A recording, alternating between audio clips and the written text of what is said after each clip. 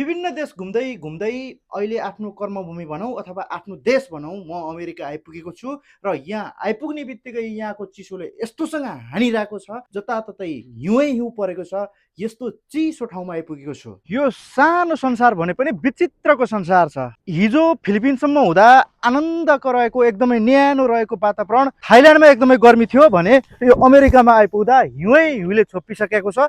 यहाँ पुरै माइनस चलिरहेछ।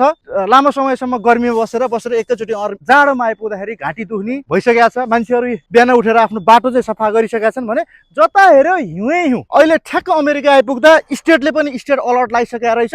यो त सुरुवात मात्रै हो, अब झन् हिउँ बढ्ने क्रममा छ र अबको 3 दिनसम्ममा त झनै धेरै हिउँ हुने भन्नेको छ।